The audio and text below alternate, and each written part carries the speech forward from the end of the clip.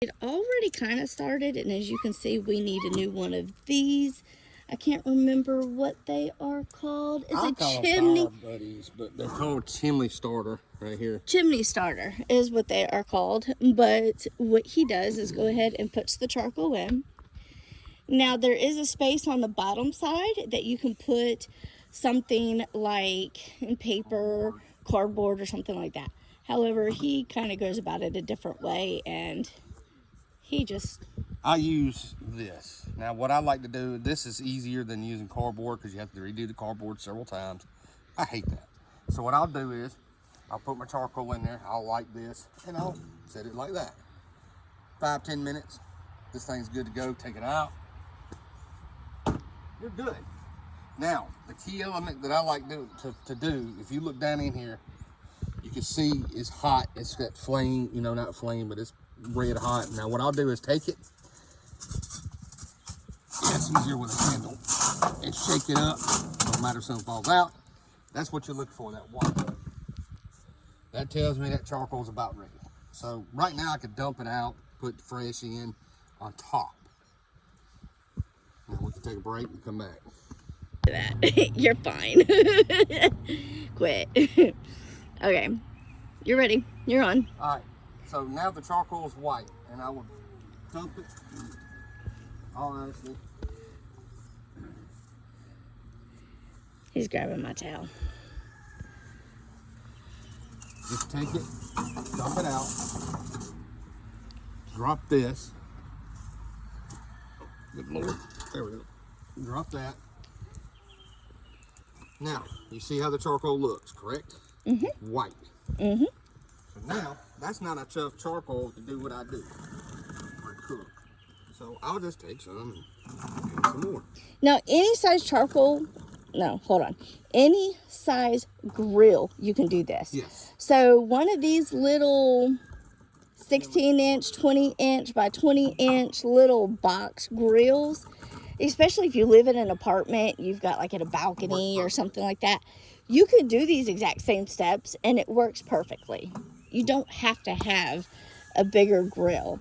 This one is a smaller of the bigger grills, but we couldn't beat the price that they had it for. So you can already see it starting to already react to the new. So now I'm gonna spread it out a little bit because I can cook with it like that. Now if you notice, I don't have my edges hot. Nope. I hardly ever do. Here's another key fact. Since this clip is specifically about starting your grill, another key fact. Not once did he use a fluid lighter starter. Not once. I did use gas to light it, but that was only the propane. The burner. Propane gas, little burner, which you can buy at Home Depot for probably $10 or so. I don't know where. I haven't priced them in a while. It's been a minute. Now, the other key element. Sorry, go ahead. All right, so we're going to pause this one, and we're going to get gathered and come back for a part 2. Okay, so part 2 is where we're at now. We're going to discuss, what are they called? Grill racks? Why do you have that closed? I'm nosy. Get hot. To get hot, okay. So part 2 is going to be discussing the grill racks and additional information on that, since I am learning as well as y'all. I don't know what all this entails, so here we go. All right, right now I'm at 250 degrees. Okay, that's good enough for me to cook whatever I want. That's a slow cook, but it's gonna get hotter. Now if you look at my racks, they're not clean.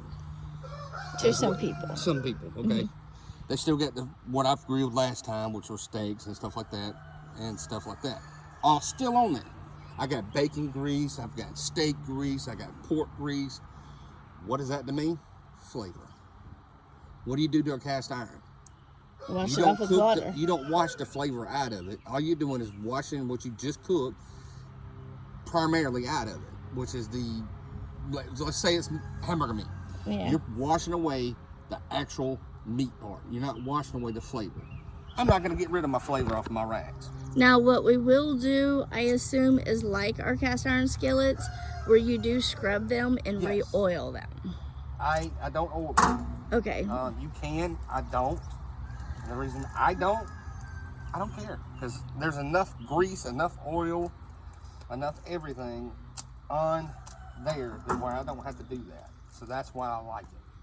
Now, it's hot, but it's not, you know, so I'll just take my meat.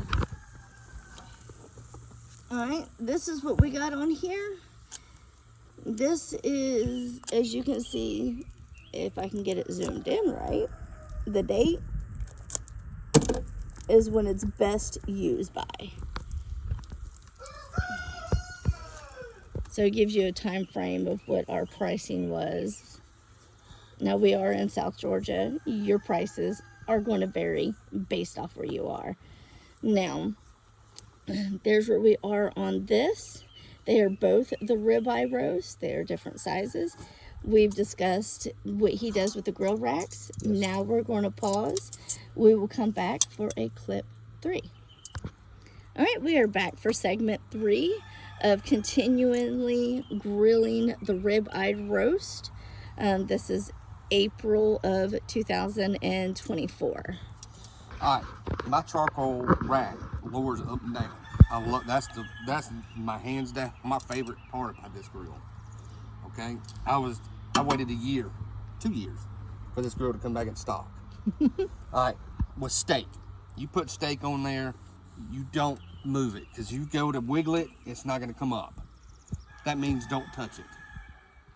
Pork, stuff like that, it's not going to do that. Chicken will kind of do that, but not as bad. Is this ribeye roast, is it going to be the same way? Okay. You see that? So we easily just adjusted. Yeah, a lot of people will go, ooh, but that's flavor. Mm-hmm. See that? Now watch this. I'm going to raise mine up about halfway. And for all you viewers, I am sorry. I do have a tripod. I just have no idea where it's at. Now, you can put the pork up here and then not get as hot and do a slow cook. Mm-hmm. So I could do barbecue with this. Mm-hmm. If I put it up here and do a slow cook. Is that going to be the same as smoking? Yes. No. I had to add wood to this. Oh. Which I can go out there and get seasoned wood Mm-hmm. and put inside my charcoal, which right here is where I put the wood. Okay. Down here is the actual tray that has the ashes, which is good for your flowers and stuff like that, your bedding. It's also very good for chickens doing their dust bath. Yes. So this is valuable for a lot of different reasons, numerous reasons. Now I'm not good at the video stuff and all that and teaching people, but I'm at 300 degrees. That's hot enough for me to cook anything you want to cook. Okay, now look, it's been what, 2-3 minutes maybe, right? We just hit the 2-minute mark. Watch this. On recording. Look at that. All right, you see how it's looking, that white. Now what I'm gonna do, I'm gonna roll it over. Once I roll it over, I'm gonna slide it right back where it was. I'm gonna roll it over. I'm gonna slide it right back where it was. There's no seasoning, no nothing on these yet. What I'm doing, I like turkey, hams, pork, chicken with a crisp. If I do leg quarters, I want that crispiness on the skin. This don't have any skin, so I'm gonna provide that crispiness to it. So when we come back, I'm gonna show you how the other side looks, and I'm gonna show you how to get it fully cooked.